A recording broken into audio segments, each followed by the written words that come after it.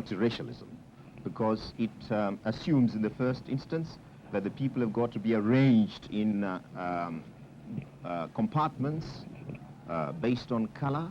You have Europeans in one compartment, Asians and coloreds in two other compartments, and the Africans in another compartment. And immediately you talk of multiracialism, you are accepting as a starting point that the races are different, and this difference must be recognized. We are non-racialist in our approach. That is, we regard as an individual as an individual, and that everybody must be accorded his full political rights, whether he be white or black, educated or uneducated, rich or poor. And this is exactly why we are at the moment struggling to earn for our people. Good morning, good evening, good afternoon, ladies and gentlemen. I'm your host, Tony Bahama, today on the Humblest Opinion. Today, with our co-host, Malik Adegamba. We also have for you a very, very, very special guest here that will join us on the show.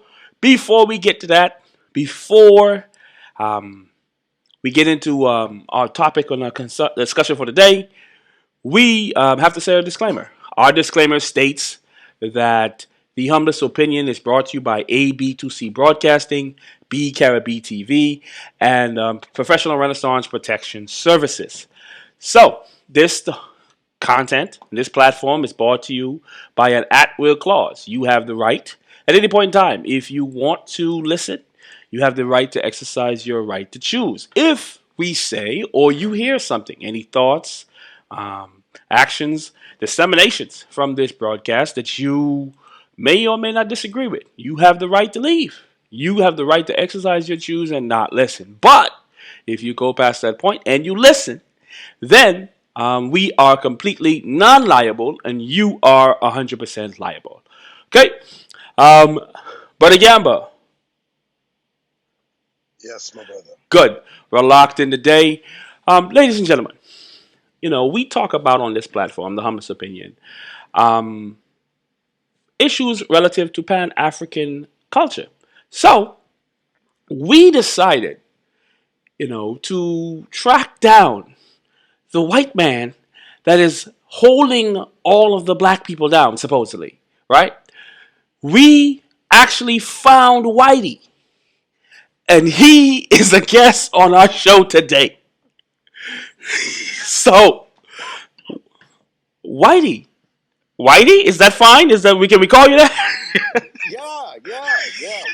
Whitey works for me. Whitey or Casper or Cracker. Wow. Hey, thank you for doing this. We got you on the show here. We have a few questions. We have a few burning questions that people have just been waiting to ask. And we're going to ask it for. We took it from our platform and our forum. First question. Yeah. How does it feel to be the white man that is apparently holding everybody down? It's a heavy burden to be that one man to hold my black brethren down. But somebody's got to do it. And I guess I'm that white. Okay. Hey, heard it here first. All right. Now, hey, listen. That being said, I heard Charles Bark recently. Correct. Yes. And he made, Charles, for all his nonsense, is a very smart, deep thinking human being. Definitely. Who would actually do great in politics. I kind of like to see him go there because he really sees things. What I would say the average man, how he sees it. See, because politicians don't live in the real world. The politicians, they get into it for one reason, and that's to be part of the club, and that club is nothing but wealthy people. Politics being a plain guy, but everybody's got a price. 1,000% on that. Actually, we actually had a show where we spoke about this. Yeah. We spoke about the fact that Barkley made the comment, and that we agreed with that comment, and I feel that it's true that the vast majority of people, period, are good people, but we're being led by mainstream media. We're being led because the people who control mainstream media, now those who control in social media, those who pay the politicians, they fund these campaigns, they fund these people. They are the people who are leading the world astray. So the division is exactly what's working for them. That's what has them. Whether it's white against black, Asian against black, white, whether it's light skin against dark skin, this country against the next country. Yes, I agree. Yeah, yeah. Definitely in tune with one of the shows that we've been talking about. Kind of profound that Charles Barkley's the one saying that, but great point nonetheless. It is, and I'll say something else from a white guy's point of view. I've seen a lot about, especially during the election here in the United States, the Ku Klux Klan, what a force and all this other stuff, and people in politics are part of the Klan, and da-da-da-da. That is such bullshit.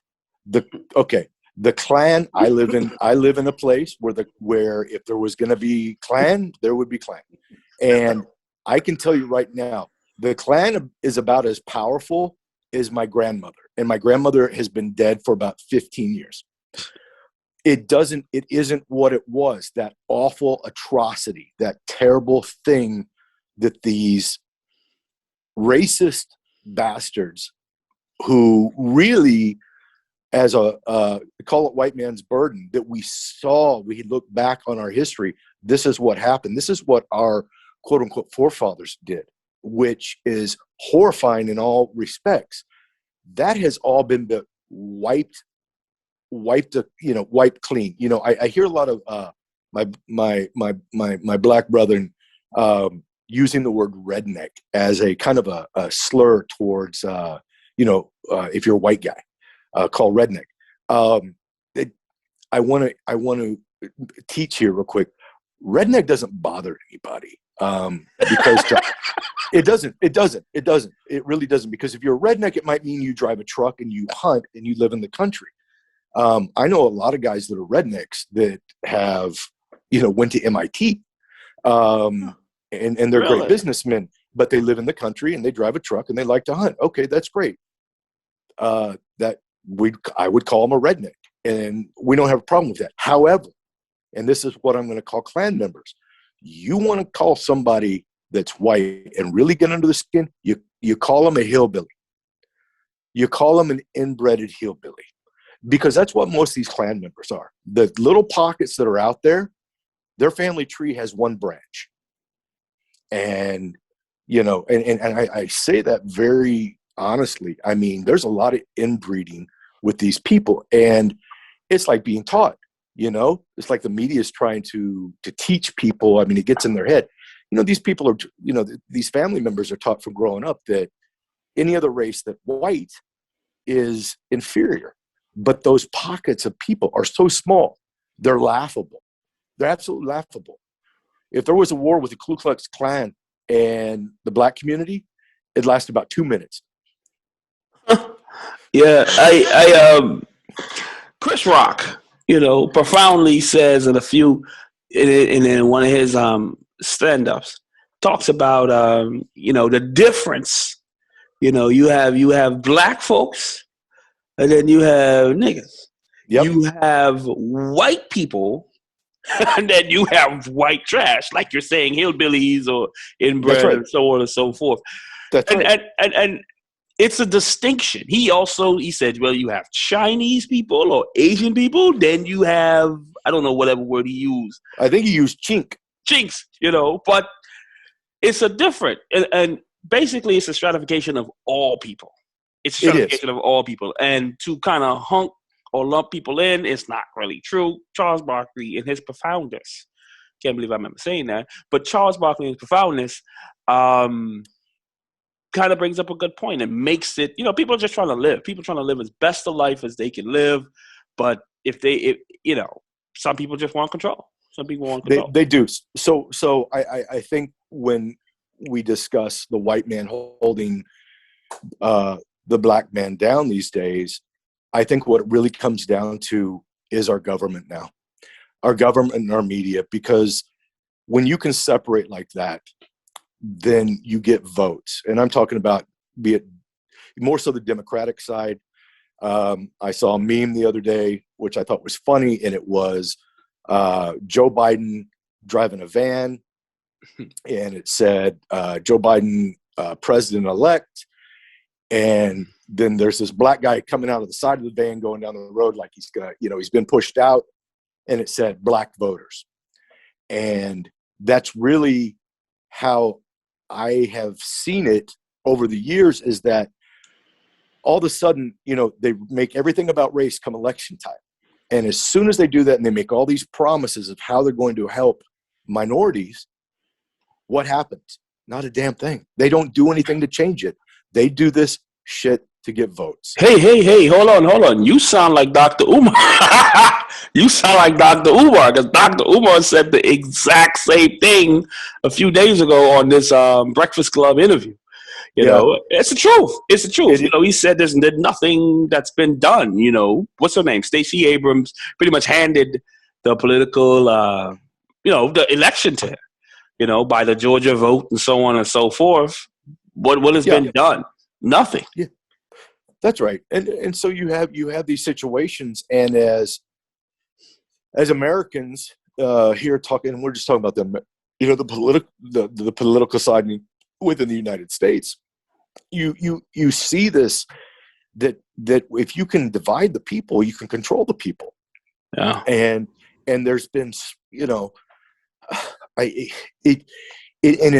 it saddens me greatly to see people that buy into this and then begin to really hate where there should be no hate. I think that I think that you two gentlemen, being from the islands, have probably seen that on your most crowded island. I believe that's New Providence. Uh-huh. I believe that you've seen the culture there probably change because it's been very Americanized. And I think we're talking about a country that is 90% black, and it's run by black Bahamians and the leaders and things like that. You get to the other islands, it doesn't feel quite that way. There's not this, the white man is bringing us down, because, if I was to say about the Bahamas, the only people that are bringing anybody down in the Bahamas are black Bahamians. And because that's who runs the show and who is robbing the people. But so it doesn't even matter, it can be just like the white government people here are screwing white people and black people. They don't care about anybody. They don't care about it, but they're themselves. Yeah. It's, if you're on their team, you're playing on their team, you're going to do just great. And that's why they can't identify. They don't want to identify what it is to try and live on minimum wage, or what it's like to struggle and things like that. They did a thing here that 1.4 trillion. And it took them 6 months to decide on this, what they called COVID relief. What a bunch of bullshit that was. Because what did Americans get? And not all Americans. If you made $70,000 or less a year, you got $1,400, a one-time payment. You're going to tell me that all that going to Americans that make $70,000 or less added up to 1.4 trillion? No, they sent $3 billion over to Pakistan for, get this, gender studies. $3 billion to Pakistan. $3 billion. $3 billion out of that bill, and it's all in black and white. You can read exactly everything that money was going to. $3 billion goes offshore to Pakistan for gender studies. What? If you're gay in Pakistan, you're dead. I think we know how. It's true. The Islamic people over there, if homosexuality is not allowed, you'll be stoned to death. Yeah, that's actually true. But the thing about it is this, right? That we know that the LGBTQ is the agenda. It was the agenda during the Obama, during the Obama presidency, and it's back on the table again. The only one thing I wanted to clarify, though, Yes, the black Bahamians are the ones keeping the people down, but they're not the leaders. They're the people who are working for the leaders. The UBP never really left our country, you know. Right. The only thing they did was change the face. So if you look in the positions of some of the most highest positions in our country, they are white people. You understand what I'm saying? We got Hollow West Coast, we got Moscow's cows. We got a lot of white people who are in charge of certain things, and that happened because of the fact that they've been paid.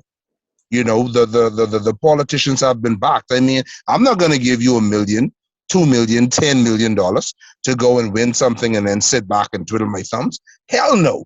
You now work for me, bitch, and that's exactly what's been taking place in our country. That's right. No, you're absolutely right. It goes back to the thing. Everybody's got a price. Yeah, a lot of that goes on. The funny thing about the Bahamas is just the perfect hurricane, if you want to use that as an example, which is a bad example. You know, hurricane affects us every year, but it's a perfect storm per se of what has been. It has so much great potential as one of the potential leaders of the Caribbean, but it's not. It has so much different inflections coming from all sides. It's a hot and cold of everything. You know, it's a lot of talent there in every aspect, but it's just never really fully realized. And it's controlled. It is a controlled environment that seems on the surface to have some freedom. Now with the influx of foreign governments like the Chinese and so on and so forth, it's like I said, it's the perfect storm. It's the perfect hurricane, and it's perfect. It's just happens to be in the middle between the East and West. So, yeah. So on the next question. Okay. Do you feel you have white privilege? Yes. Explain that, and how does that break? You know, explain that. Well, That you see. What white privilege is this? And I know it quite well. It's just from the standpoint, and I'll go to a point that I'm sure that you'll probably want to cover, and that's our policing. If I get pulled over by a police officer, and this is a two-part answer here. Go ahead. I used to not be nervous. You know, I get pulled over by a police officer. If I'm not doing anything wrong, and I haven't, then I got, in my mind, it's like, all right, I'm getting pulled over. Let's see what the thing is. See if I can talk my way out of whatever's going on here. I know that I'm not going to have that cop nervous because what? I'm white.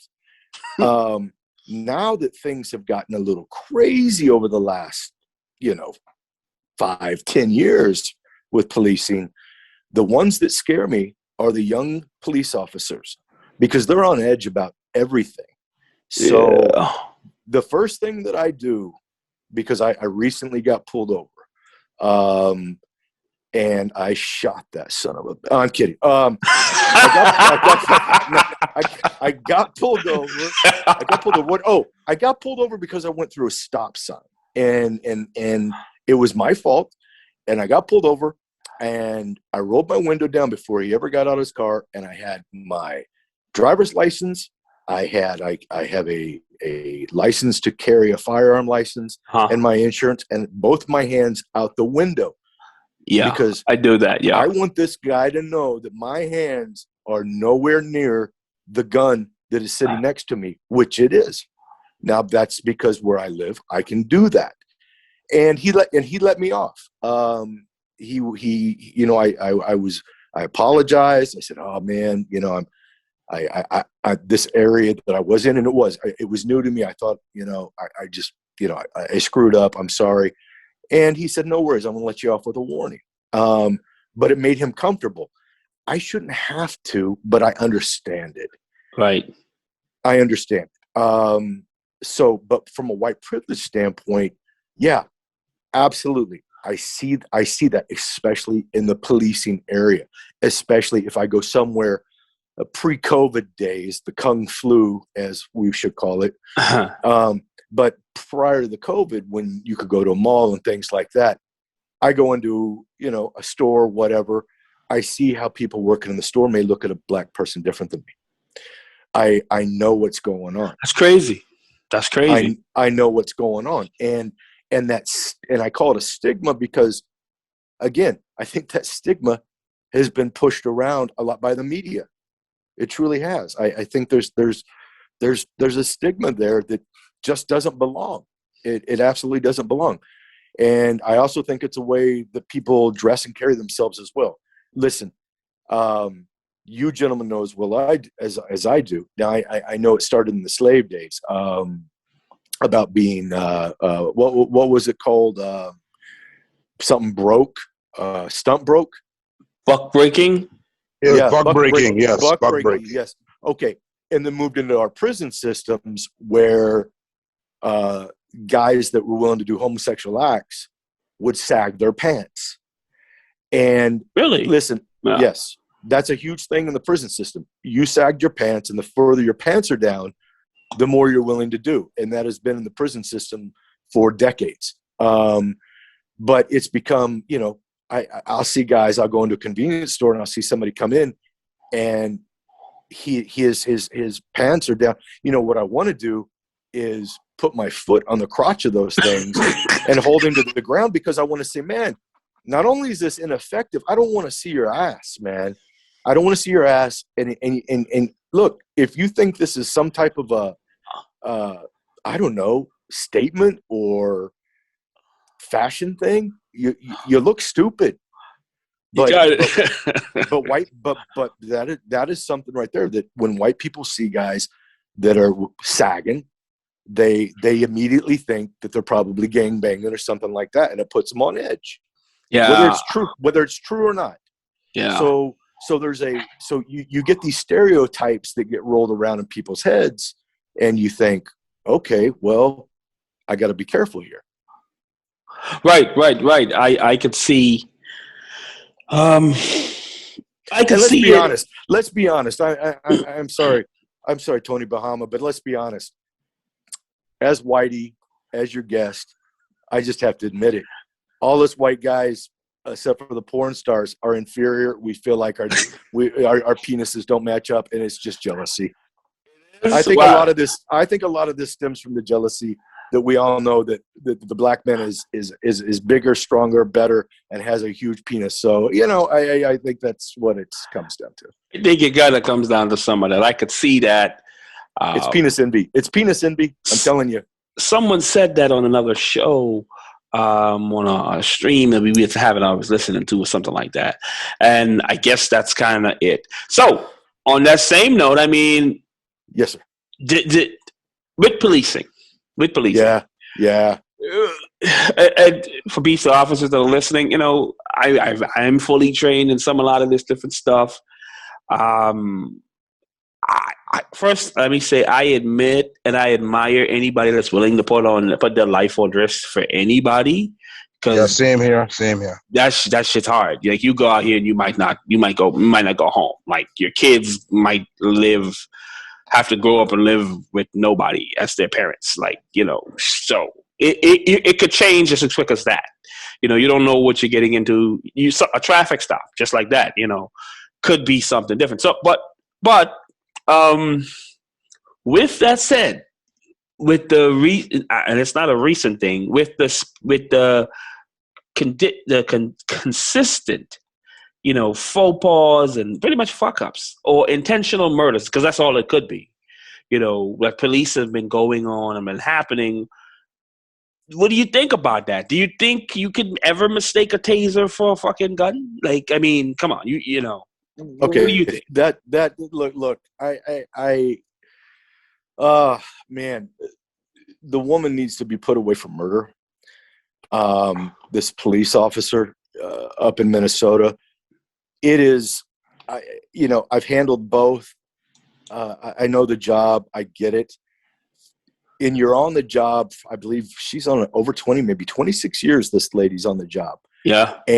And you are right-handed. The gun's on your right side.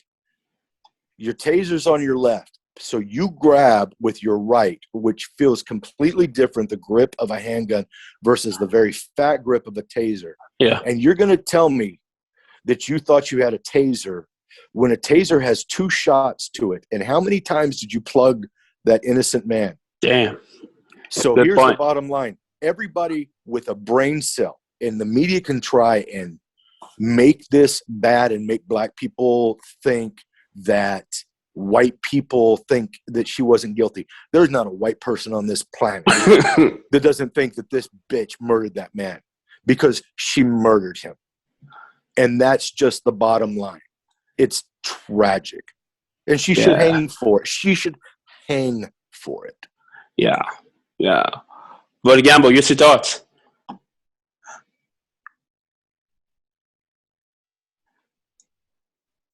I guess we'll come back to him. I agree. I agree 1,000%. 1,000% for what was said. I mean, I am in that. I'm in a security field. You know, you are taught these things. You know about these things, and honestly and truthfully, you know, it's just ridiculous what it is that took place, and it's ridiculous what it is that they're allowed to get away with. But that is because of the fact that the Constitution has not been changed much since slavery. All right, so it still supports that mindset. Yeah.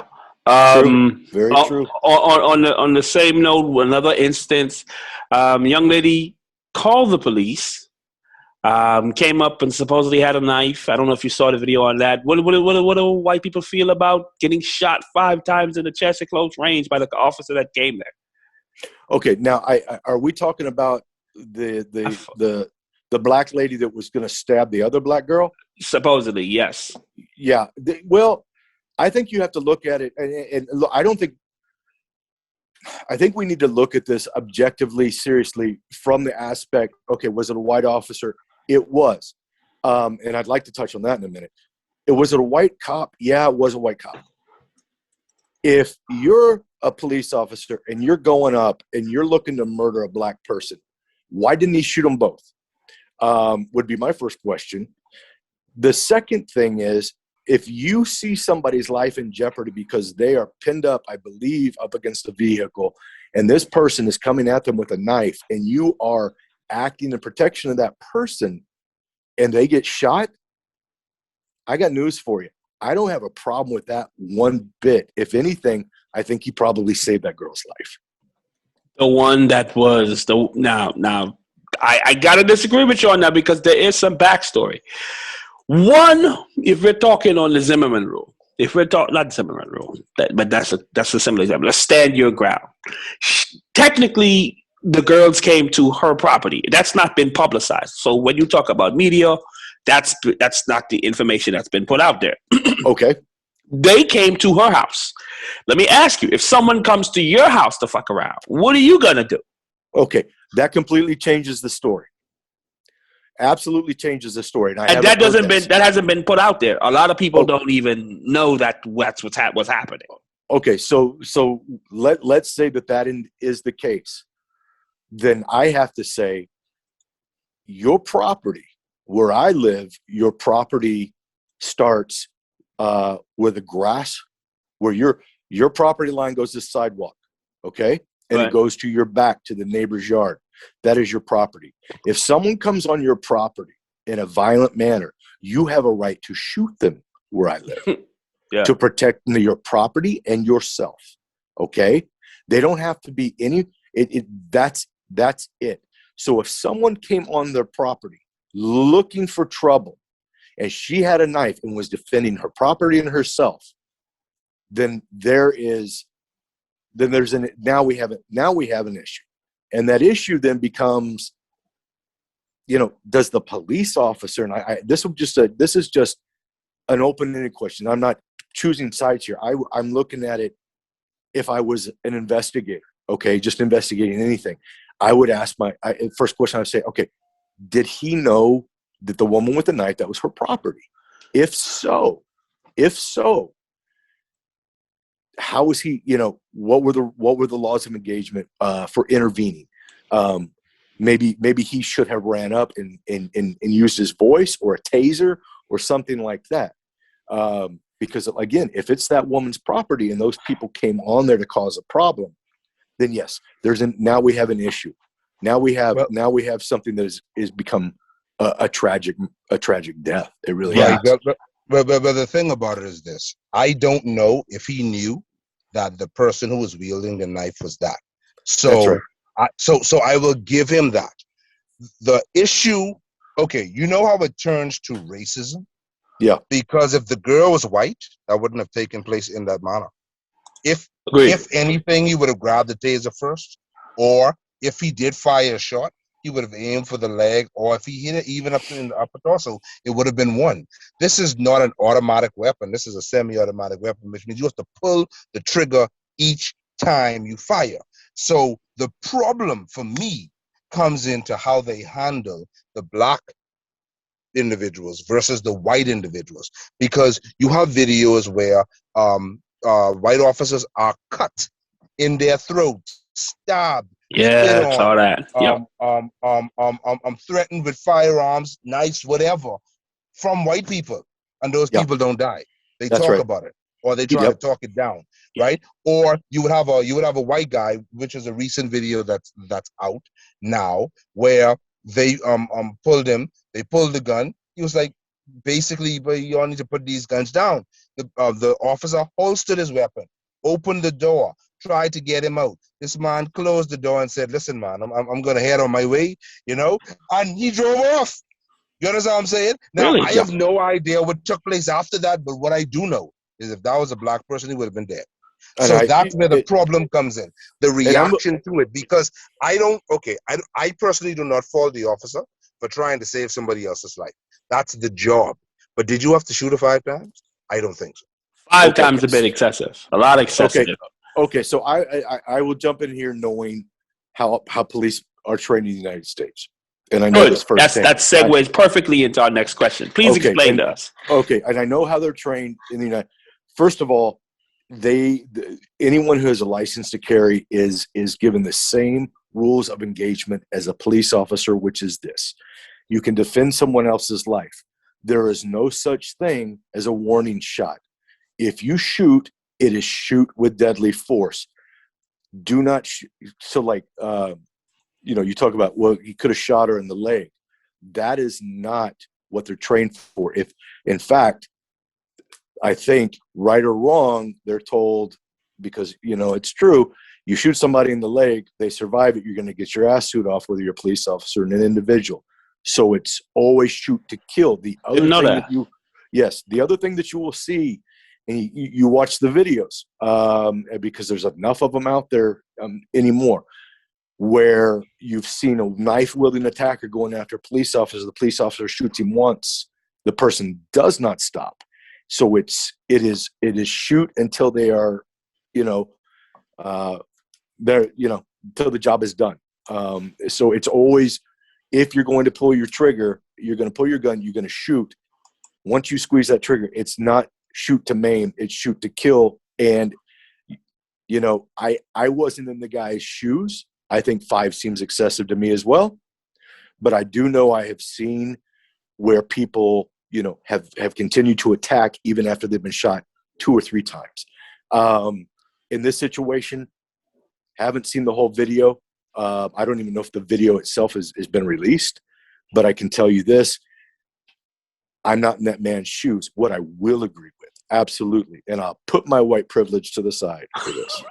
Okay, I'm gonna put my whitey privilege to the side, and I'm just gonna talk as one human being about another. If it was white people that were doing that, I agree, it would have been handled differently. Yeah. If I say otherwise, I'm lying. I think if any other white person says otherwise, they're lying. Yeah. Which was going to bring me up to what I want, and I just want to point this out. I was talking with a black coworker the other day who is a friend of mine, because white people can actually have black friends, and it's okay. So it's not like you got a pocket card. You're like, oh no, I love black people because I have a black friend. No, it's nothing like that. You can actually have guys that you go to the club with and actually hang, and you might even cross swords with once or twice. You're that close to the person of the other color. Yeah. That being said, we were discussing what would happen if, and I'm not, this will never happen, but what would be the reaction from the white and the black community if only black officers could pull over black people and be involved in black crime situations, and white officers only be involved in white crime and white situations. What would happen then? Now, obviously, that would be a division of the two races that would just be catastrophic. But my question is, would black people and white people, would they be happier if it was, would the death toll change? Would actions be different? And I wonder if that's not, it's not realistic, but I'm asking you, gentlemen, do you think that would change anything? That's a good question. That's a good question. And I've heard that solution bandied about before. Another comedian, Tosh Point oh, said in one of his specials, he said, well, the solution to police brutality is make all the cops white and make all of the park rangers, make all the cops black and make all the park rangers white, because he said basically in a stereotype, white people are more and more outdoorsy, and then black people, I knew that was going there. that would make people less apprehensive. Now, bear in mind, you got some jerks, black, white, Chinese, what the fuck ever. It doesn't matter. They're going to be assholes because they have a badge. You're going to have those people. Like, throw them out. That's not who we're talking about. But that makes, I don't know. I think, well, and I'm asking them on this. I actually agree with that particular part there. I mean, I feel that it would still have to include training, though. It couldn't be a situation. Yeah. It couldn't be a situation where they are just allowed to continue the way that they are, because we have to understand and be real with ourselves. Policing was not created to protect black people. Not at all. Policing was created to round up the slaves.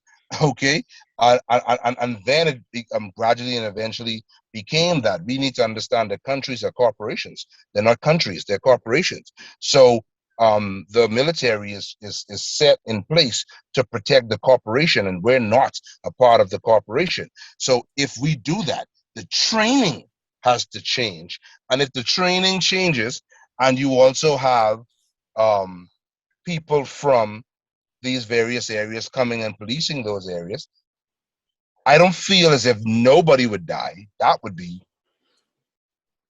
just it's not realistic. Yeah. That's just unrealistic. But I do feel like the death count would reduce, simply because of the fact that now you're talking about somebody's family member. You're talking about somebody's high school friend, who they may know. And then the reason why the death toll is going to continue, it might not be as high, is for the exact same reason. You're talking about a high school rival. You know what I mean? Yeah. You're talking about a family friend who I would love to get rid of. So these things will still take place because we still have human beings involved. Let's be real.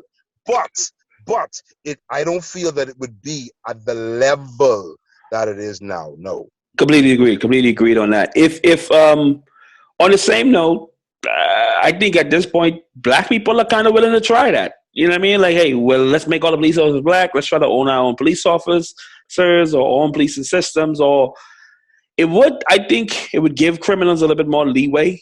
I think because let's just say you're a white cop and you stop a black person, but you can't do anything and they just do what the fuck ever they want to do. Oh, well, I can't listen to you. I don't have to listen to you, or vice versa. Or a white person with a black cop, and they're like, hey, stop. And he's like, no, fuck you. Bye, I'm out. I'm not staying here while you're doing that. That kind of gives them some leeway to escape if they were doing it. But I think with technology, too, nowadays, with a lot of red light cameras and all the different stuff and body armor and body cameras, that could probably work as a solution. It might. But the only problem with that is, do we really want to, and this is the awful thing, do we really want to make that much more of a division of us versus them? We have our police, you have your police. And, unfortunately, human nature, but wouldn't it be great and I'm going to be real serious about this. Wouldn't it be great if we could just, as human beings, treat each other as human beings? Yeah, that Yeah, would definitely be. yeah, Yeah, that would be awesome. That would be awesome. And I'm talking about, both, every race, every color, every creed. This is, you just act, because the people that are going to act out are going to be the criminals. You know what I'm saying? I mean, the criminals don't give a shit. It's like when they, when the Democrats talk about, well, come across, we're going to take the guns and this and that. No, because we all know that criminals don't play by rules. They don't fear the law. They don't fear going to jail. They don't fear anything, and they'll always find a way to get their hand on a firearm. So what do? You turn the law-abiding citizen into sheep or targets, and you let the bad guys. They're not going to change. So yeah, anarchy. You build a sense of anarchy. you really do.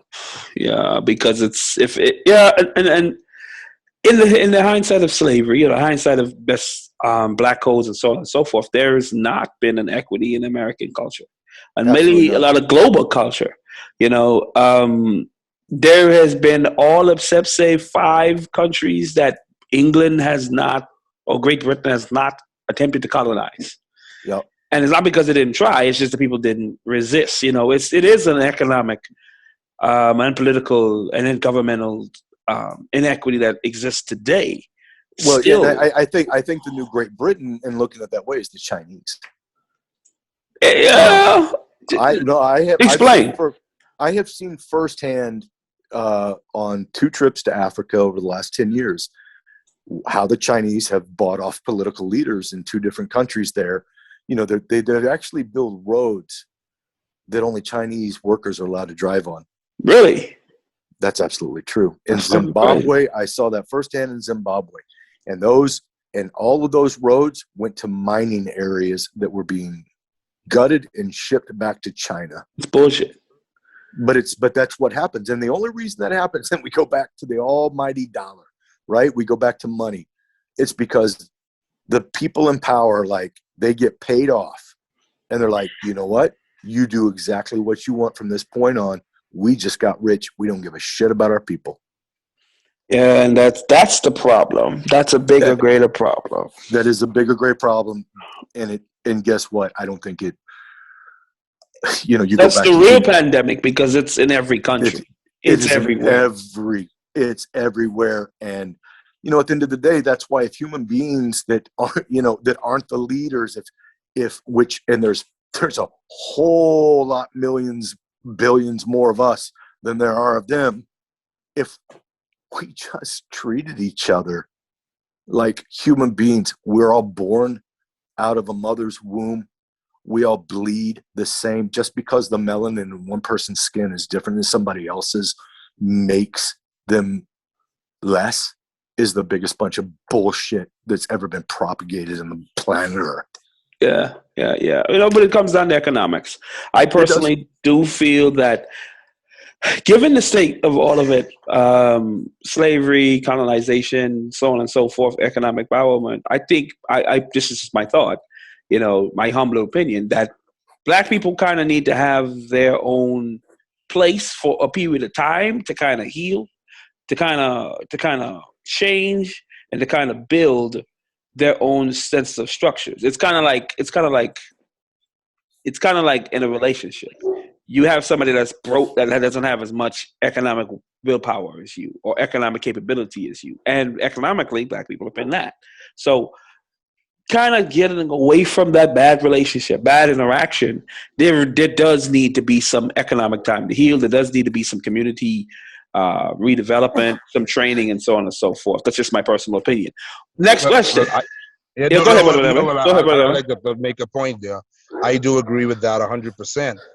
But and we did that, and whenever we did that, we grew. This is how we talk about Black Wall Street and them bombing the place.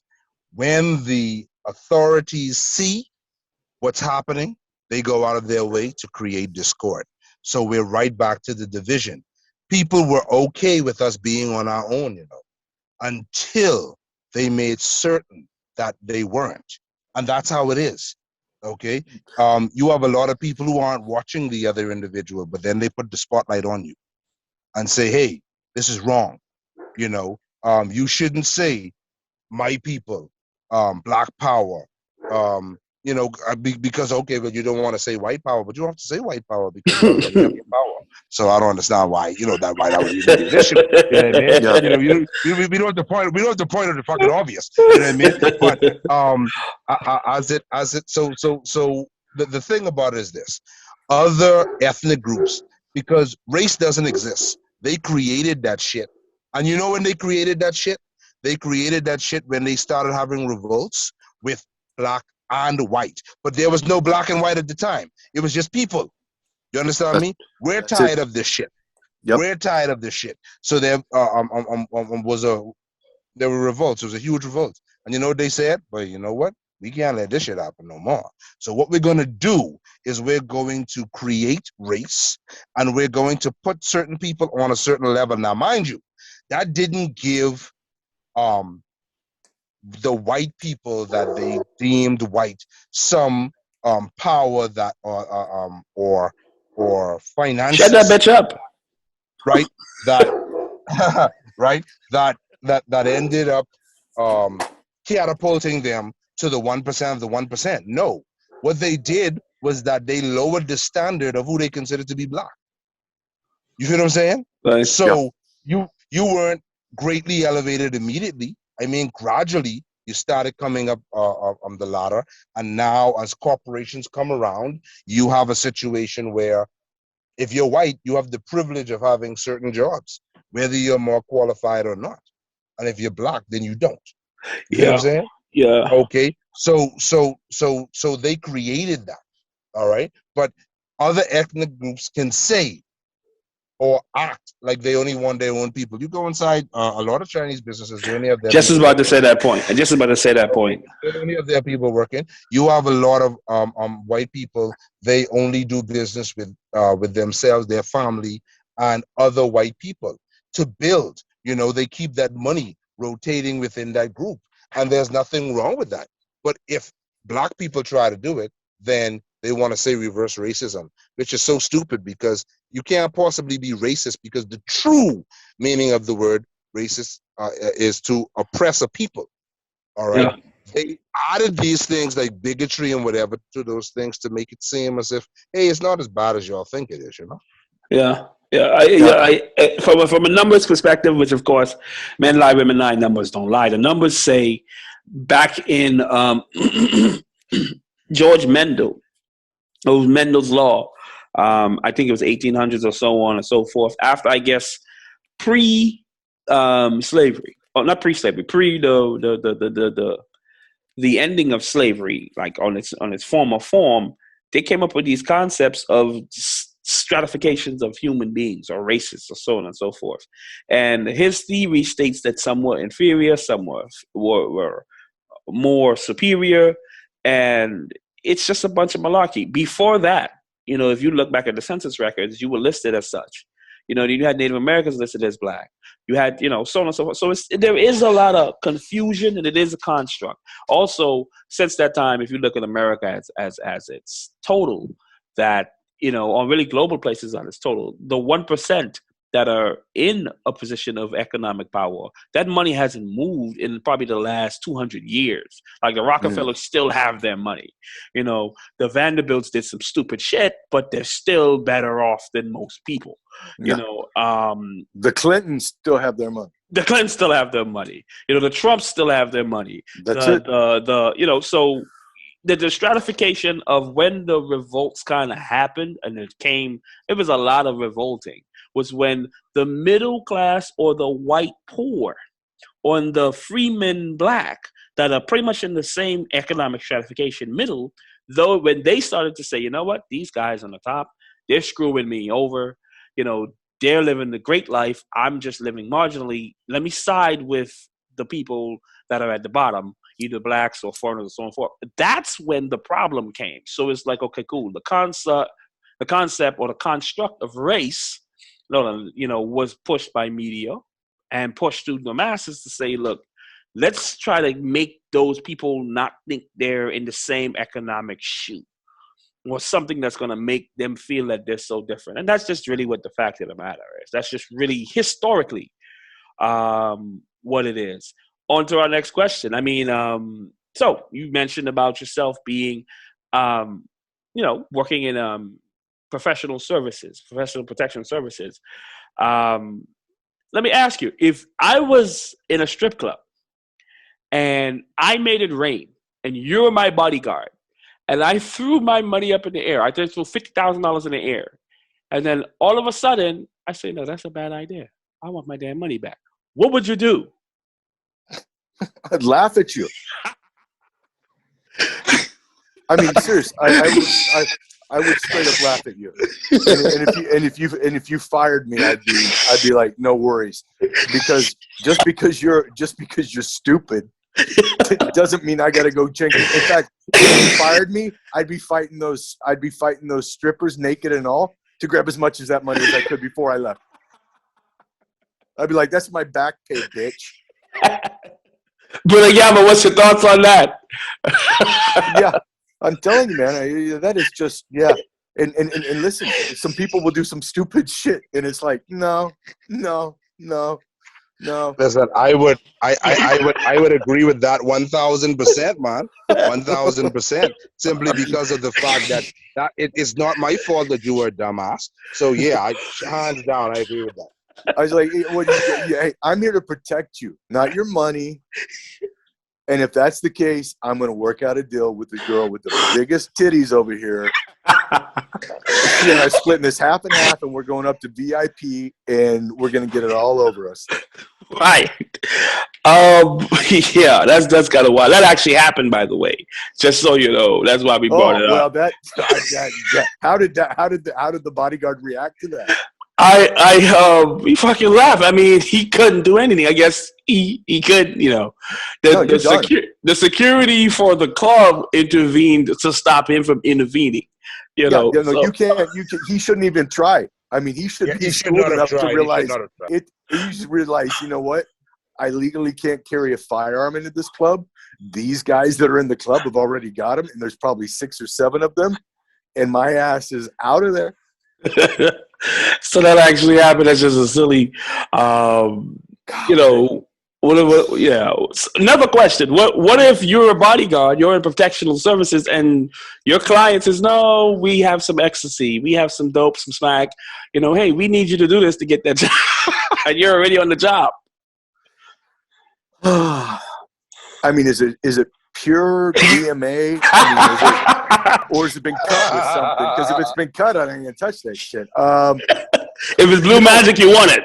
I tell you, I mean, if it's pure, we're gonna talk a little bit. No, man, that is totally, absolutely against the code, the rules.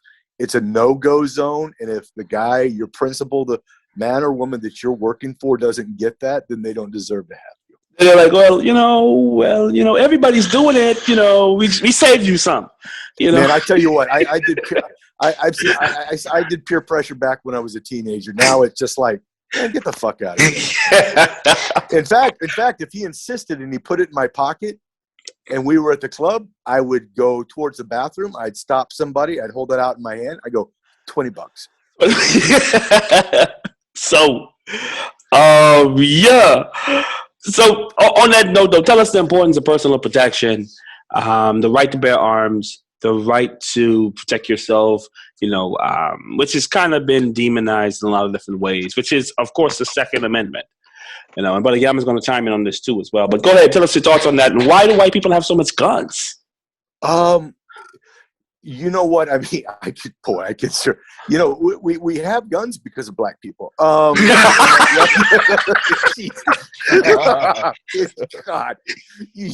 I'm giving you the answer you wanted to hear. Now I got to give you the honest one.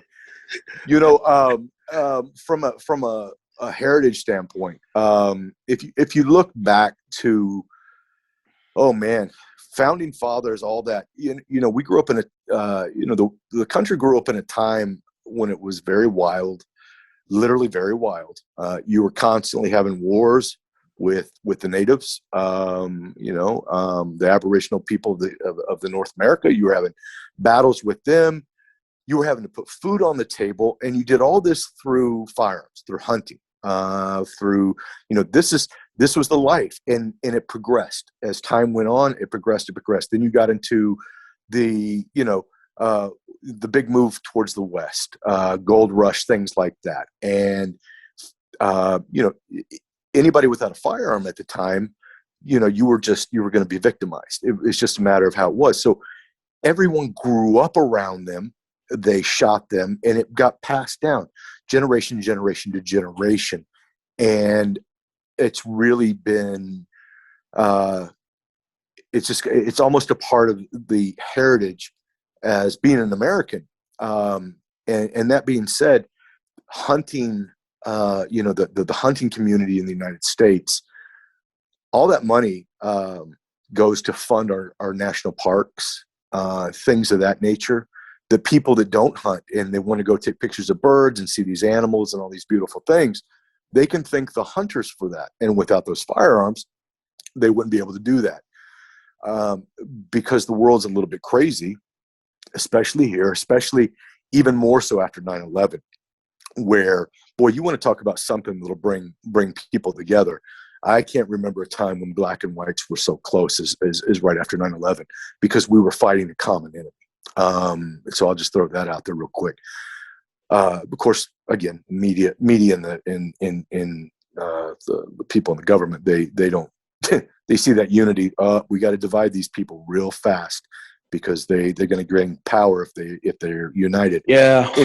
Anyway, enough of that.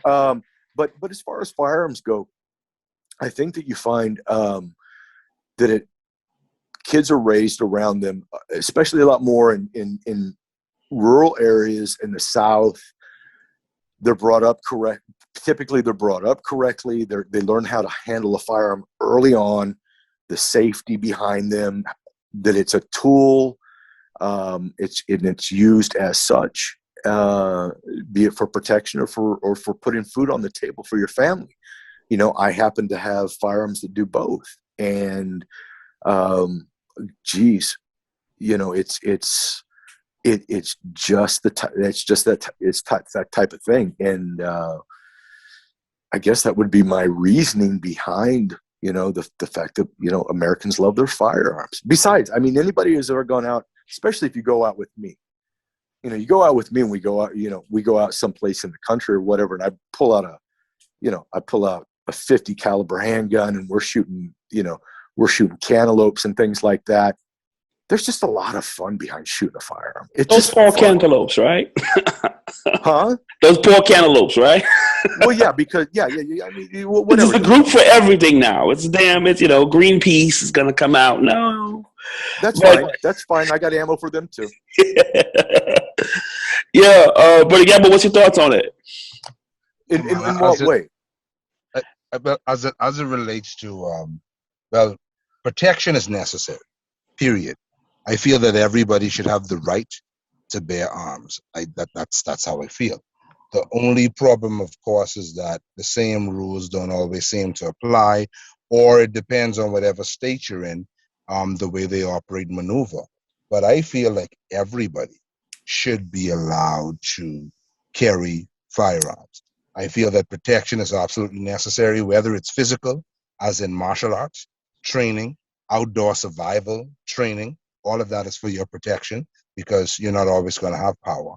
And when certain things take place, you need to be able to defend you and your family. How are you going to do that without this information?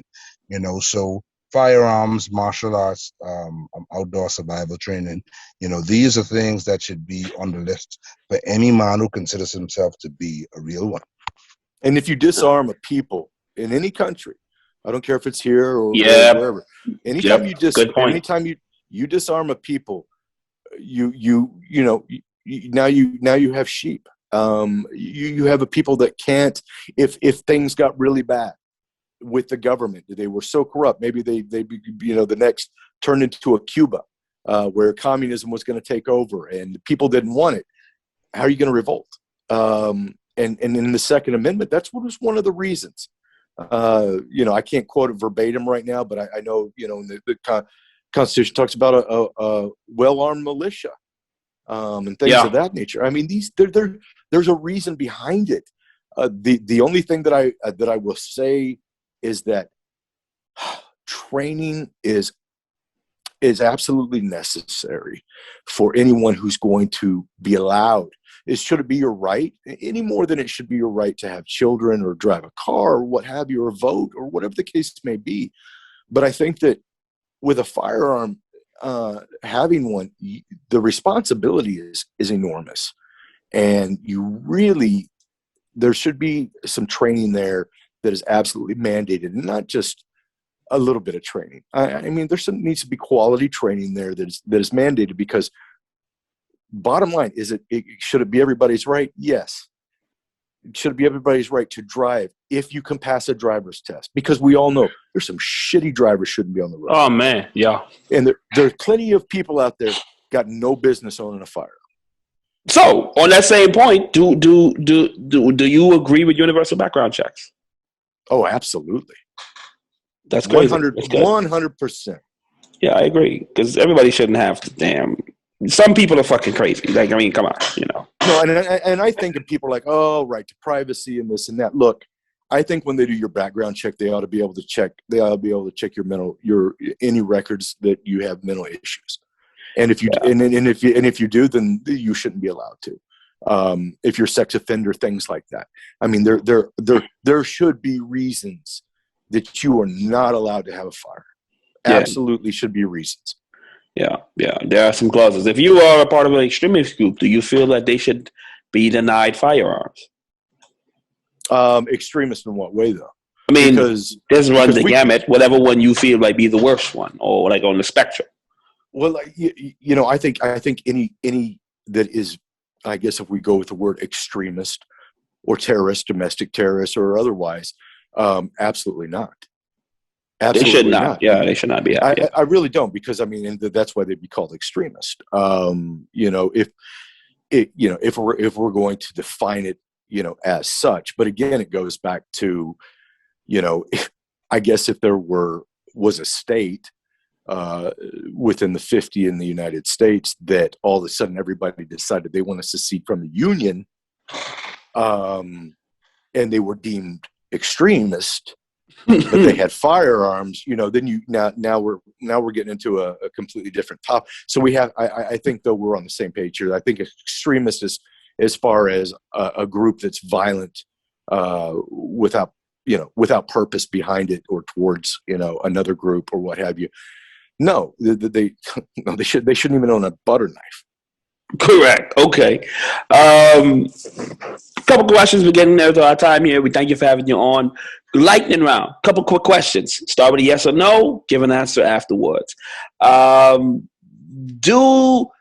you think George Zimmerman committed murder, or was he standing his ground? Now, which one is George Zimmerman? The one in Florida with the young kid in the hoodie with the Skittles. Wait a minute. Back in the day in Florida? Yeah. About what, 4? I don't even know. Some years ago. Oh, it's been like a decade or more. Yeah, it has been some time. Damn. Yeah, it's been a while. He was a Hispanic guy, and everybody was like, "Oh, it was a white guy." No, he was Hispanic, or he was Latin. Where the fuck he got Zimmerman from, I don't know. That's a good question. Yeah, there's no question. It was probably, I think it was Mendoza, and he got his name changed. Okay, so ask me the question again now that I know who we're talking about. So he was in the streets. He saw this black kid. He jumped on and tackled him. I guess to try to fight with the kid. He shot the kid. From a white guy perspective, did he commit murder? He said he was standing his ground even though he was in the middle of the fucking streets. Yes, he committed murder. Yeah. No explanation needed. He should still be in prison and not even be anal retentive anymore. Fucking got a job. I mean, he got a what do you call this? Got a book deal out of it, which is kind of crazy. Oh God! And got off. Get a book deal. Boy, I bet if Hitler was still alive, he'd get a book deal. They got his book. It's called Mein Kampf. Motherfuckers are still buying that shit. Motherfuckers are still buying that shit. But again, who's getting the money from that? That's a damn good question. I bet that shit goes to Oprah's book club. That's a damn good question. But again, tell us your thoughts on it. Listen, I agree 1,000% that he committed murder. I mean, right away, as you said, hands down. No, definitely no explanation necessary for that there. And anything that he was able to get because of that really should have gone to the family. But again, it's the country that you live in. He got a lot of GoFundMe's, and he's probably the reason why GoFundMe changed their policies. People were giving him money like crazy, A polarizing situation, just murder, man. Come on. Another question most black people want to ask white people: did OJ do it? Yes, he did it. Were you there? Yes, he did. Come on, man. Come on. I think. Listen. I think. What was it? Was it Dave Chappelle now who even laughs about it? He starts cracking up. He goes, "Hey, we all know OG didn't do it." He starts cracking up. He's like, "Nah, he did it. Yeah, we all know he did it." Yeah, OJ. Yeah, OJ killed them both. You got to be a fast motherfucker to do that shit. But he was the juice. He was the juice. He was quick. He was quick. But a gamble. Jesus. My brother. I mean, I guess I gotta be like the boy, but the gloves don't fit. You must have quit. Right? But in all seriousness, yeah, man, I don't disbelieve it for a minute. I can be real. I don't disbelieve it for a minute. I'm not one of those people who are gonna say, hey, because it's my people or because they come from my ethnic group, I'm going to stand and defend them fully and completely. And that's the point I'm getting at, right? I feel like the brother But he killed Whitey. He killed Whitey and his bitch. Yes, he did. But at the end of the day, hey, listen, we're not speaking about his reasonings behind it, We're not speaking about whether he's right or wrong. The question was, did I think he did it? And yes, I believe the motherfucker did. I think we all have to agree OG's pimp hand is very strong. Well, maybe I'm not concerned. Maybe I'm not convinced. I wasn't there. All this stuff is alleged. First and foremost, if someone's going to stand up while some other person's getting stabbed or shot or killed, you deserve to die. You should have ran. So, and that's got to be a fast guy, but, all fun joke aside, I think that's bullshit. It's just been crazy, and it kind of shows the inequity that white people and black people have here in the system. Hey, listen, I will tell you this. If I was going to take two people out and I'm not fast like I was, I could do that shit faster. So fast got nothing to do with it. Fast had nothing to do with it. No. But Johnny Cochran and the Kardashians, you know what? In hindsight, OJ is guilty. You know why? Because he helped fund the Kardashians. And I fucking can't stand them. Their dad was on the case and the money that he used from this bullshit. Yeah, but hey, listen. I mean, Kanye's ex-wife, look, you hate the Kardashians all you want, but every time I see a picture of her without her clothes, I'm the first one to applaud. You like and subscribe. Yeah, so just final question. Do you think it is possible to live in harmony or to kind of get to a point where there's some consensus on black and white people? I think our human nature is, if it was all white people or all black people, there would be no harmony. It's not in our human nature. That makes sense. Yeah. It's not. And you can go to countries, boy, I mean, you go to countries today where, people of the same color, same religious beliefs and everything are at war with each other. And I don't think at that point, I don't know that you can use the word racist against one another, but they are determined to destroy destroy each other. Yeah. So we saw that in Kosovo back in the day, in the 90s. We see it in the Middle East right now with the different tribes of the Islamic groups that go after each other. We see it in parts of Africa as well. I mean, it is you will always have subdivisions and groups. I mean, it's all, listen, if we were all looked alike in every shape, fan, just perfectly, we were all the same color, right? We would then go to, well, you're rich, you're poor, you worship this God, or you worship that. There would always be some division there. You know what I'm saying? So harmony just doesn't, it's just not in our nature. If the only thing in man's nature that we do well is to destroy things, and that starts with each other. Yeah, you make up a good point. I think it still would be some separation between religions if everybody was the same color. Some of you believed about God and so on and so forth. But Agamba, thanks for having you on, Whitey. But Agamba, what's your final thoughts on it? Yeah, man, I actually have to agree with Whitey on this one. Gotta agree with him. I just don't feel that things may have been as devastating as they are now, because they're being controlled. We're puppets being handled by the puppet masters.